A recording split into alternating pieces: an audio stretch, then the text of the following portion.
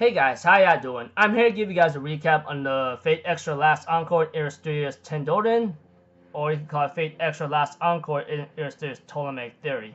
Anyways, this thing is known to be the last few episodes of Fate Extra Last Encore. I'm gonna try to put it in simple summaries for the entire recap. Honestly, spent a lot of wasted time watching it, and yeah. Knowing that these are the final three, let's just get this over with. And it's a big special, honest. By the way, if you guys been keeping up with some research here and there about Fate Extra, it is a special. So if anything else, let's just get this started.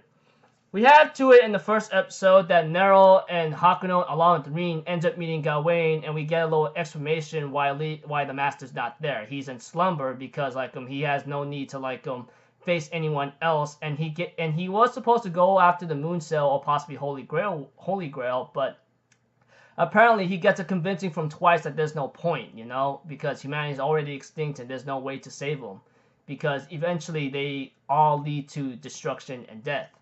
And we have to it, eventually Gawain wakes up his master and they end up clashing against each other. Hakuno, Nero against Gawain, and Leo. And apparently Leo was too powerful for Hakuno to handle, and eventually Gawain ends up using his Noble Phantasm, which is known to be Excalibur Galantine, Sword of Victory kind of thing. And eventually after that, they get sent to the bottom floor, the very bottom floor. But apparently we have to it that because of what's going on, that the system will be destroyed, they don't got much time. But eventually this leads to the second episode of Fate Extra Encore Special, that Hakuno and Nero decides not to give up, and thanks to Nero's encouragement and what could happen in the future, what if he continues this path, Hakuno decides to go with it anyway, while Rin is trying to hold off against Gawain and Leo as best as she can, but apparently she gets overpowered, but thanks to Hakuno and Nero's right on time, they manage to save her. But eventually we have to that Hakuno and Nero work together, with Hakuno using his dead face power and managed to give Nero the edge to fight against Gawain and eventually overpower the Knight of the Sun. And after the loss of Leo and Gawain, they end up having to go up a floor and meet Twice. And we get to know a little backstory about Twice. Apparently, he was a war orphan and became a scientist to try to save humanity, but eventually that did not go out so well for him. Eventually Twice ends up having to wake up into a system that is known to be the Seraph or Moon Cell system, and he ends up having to try to destroy the system because there's no point of saving humanity. They all lead to destruction, and eventually he tries to have someone that's the original Hakuno Kishinama to try to set things right, but apparently that did not work out either. So he decides to make a decision to destroy the entire system.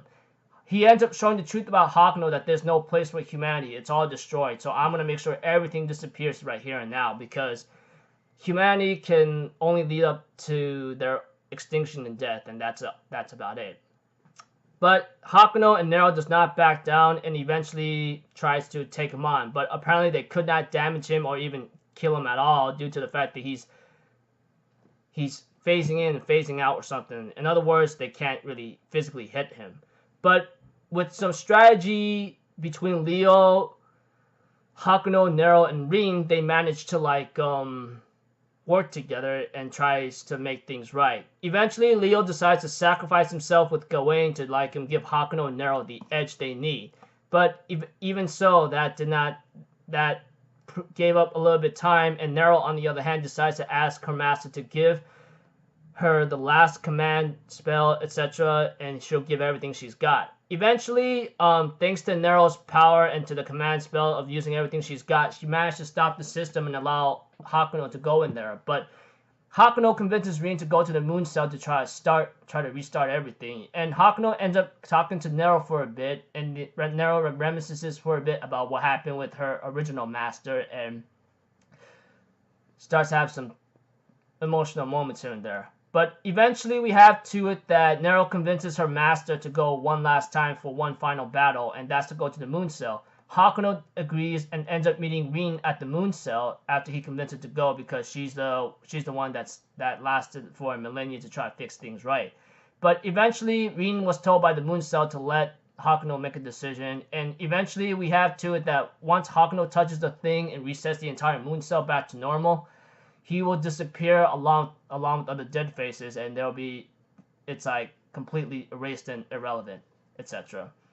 Eventually, Hakuno accepts this ideal, and he ends up touching the moon cell and restarts the entire thing. And as for Nero, she ends up giving her last praise to her master and ends up disappearing into particles as well. And we had to it that there was a post-credit scene where Rin, which has blonde hair, which is not the real Rin, decides to say it's time to start all over and runs off to the distance and possibly to the ocean to maybe restart something, and the episode ends off there.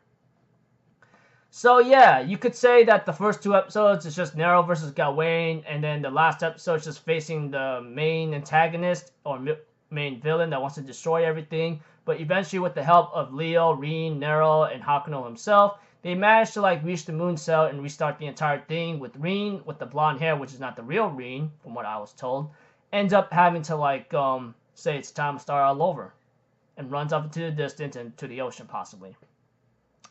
So yeah, when it comes to Fate Extra, it was a little bit complicated, and I really wish it could have been better, honestly. I mean, I know I'm kind of messed up in the head for being a fanboy here and there, but you all must know the original Fate Stay Night was like that one, and even though there was a spin-off and there were some nice heroes here and there, I really wish it could have still been better and could have made better improvements. I'm not trying to be a jerk, but I'm just saying. So yeah, I really wish the series could have been better, but I guess I take what I can get, and it was cool seeing Nero. She was one of the best characters in the series, honestly, and her saying Umu, Umu, Umu is just pretty sweet and cool. Really wish to see more Nero in another spin-off, but in a different way. So until then, that's about it, people. I'm finally done with the series. I can just close a book on it and say bye. Until then, I will see you guys in my next video. So I'm Alpha Zero, people. Have a good day, and I'll see you guys next time, alright? Peace out. Bye-bye. Toot-toot-toot!